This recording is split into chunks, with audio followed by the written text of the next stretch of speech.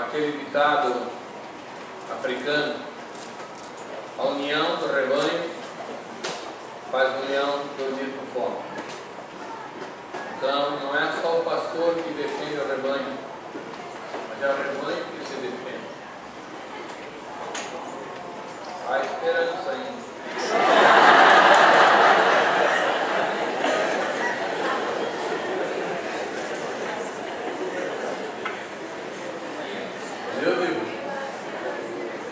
Glória a Deus.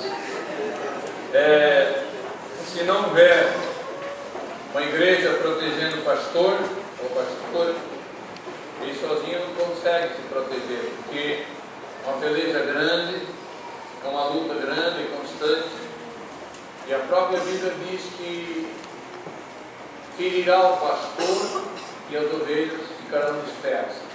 Então o alvo principal não é o pastor Eudório, pastor Nelo, pastor Israel, pastor Paulo, todos os pastores, pastor Eudina e as pastoras que ministram a palavra de Deus nessa igreja infinita dele, pelo mundo afora. Se cada rebanho proteger o seu pastor com uma oração, com cuidado, com zelo, em vez de criticar as falhas, porque quem não tem falha? Se eu não tivesse falha, eu queria ir para a cruz. Graças a Deus que eu tenho falha, eu não fui para a cruz, e Ele foi no meu lugar, morreu por mim, morreu por nós, para que nós hoje pudéssemos estar aqui de cabeça erguida, louvando a Ele, glorificando a Ele. Mas eu louvo a Deus pela vida de cada um de vocês, pelo zelo, quando vocês oram por mim. Lembre-se sempre de Gênesis capítulo 12, versículo 3. Vocês podem ler em casa. Quem não conhece esse versículo de cor, leia Gênesis 12, 3, e você vai passar a orar pelo seu pastor com todo zelo, com todo cuidado, com toda certeza, porque nós precisamos desse cuidado de vocês. Eu quero hoje falar um tema: aonde chega o homem de Deus, chega a provisão. Abra sua Bíblia no livro de 2 Reis. Você vai abrir no capítulo 18. Eu vou ler 2 versículos, mas eu vou começar a história no capítulo 16. Eu vou começar, mas eu quero ler primeiro.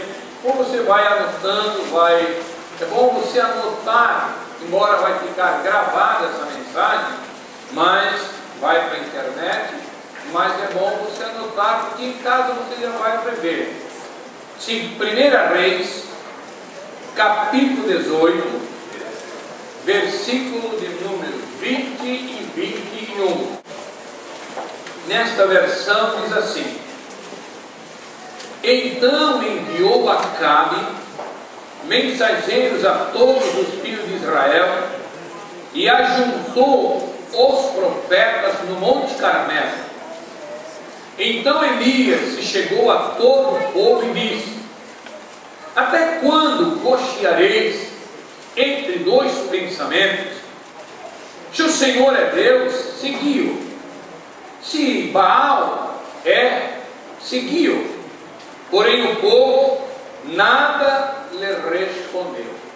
Deixa a Bíblia aberta aí. Senhor nosso Deus, nós queremos te louvar, te bendizer por tudo que tu tens nos dado, abençoado, guardado, Senhor, e passa com que nesta hora, agora, teu Santo Espírito tome-me como um instrumento em suas mãos e abra o entendimento espiritual dessas pessoas, para que elas entendam aquilo que tu queres falar conosco nessa noite.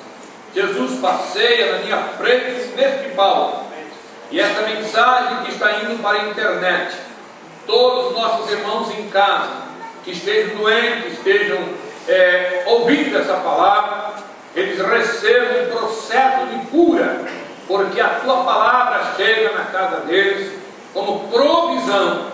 Senhor, abençoa aqueles que não vêm para a igreja porque não têm fé suficiente, outros não vêm porque não têm dinheiro para vir, outros porque não têm saúde. Vai provendo, Senhor, tudo aquilo que é necessário para que os teus filhos estejam compartilhando numa igreja, Senhor, louvando e glorificando o teu nome. É o meu pedido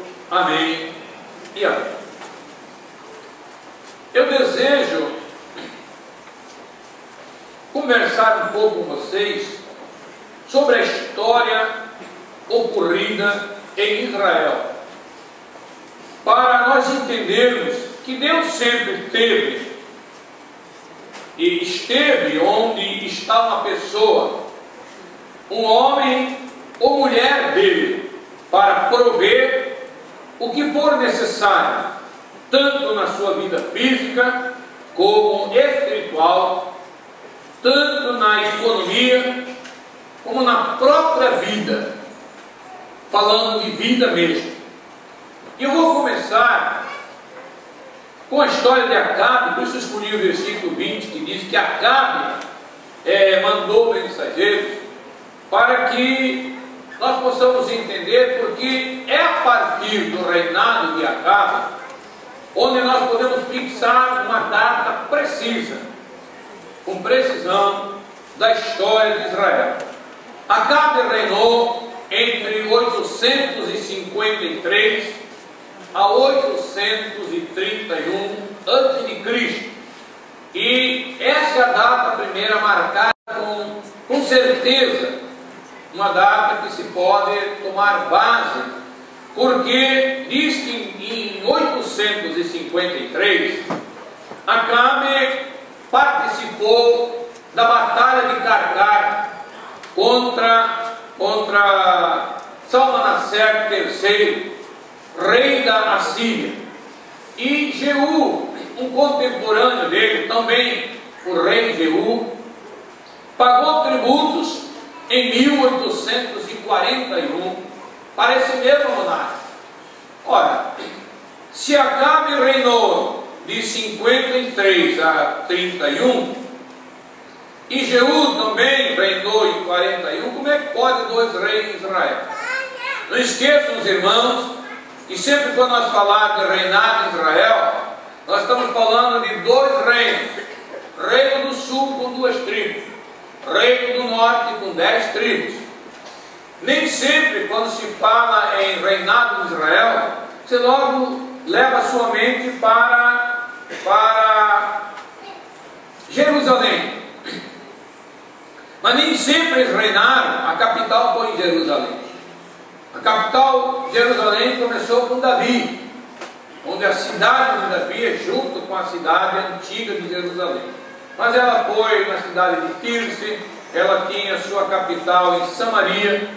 E eu quero começar aqui, porque essa história, estamos falando aqui do século 8 a.C., nos leva a nós entendermos que Deus sempre levantou um homem para prover o que o povo estava precisando. E nessa época ele levantou um homem para prover as necessidades dele, de uma mulher em específico, e também da nação toda de Israel.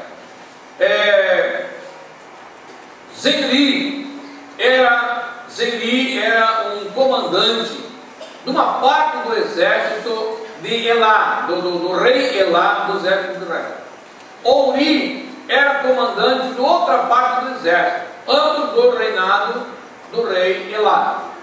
Zenri conspirou contra Elá, assassinou Elá para tomar posse, sentou-se no trono e mandou dizer: olha, matei Elá e eu sou rei. E o povo todo de Israel, vendo que aquilo foi um assassinato, foi um reinado tomado à força, eles reuniram-se com outro comandante chamado Omri e foram e cercaram a cidade de Tirse, a casa do rei.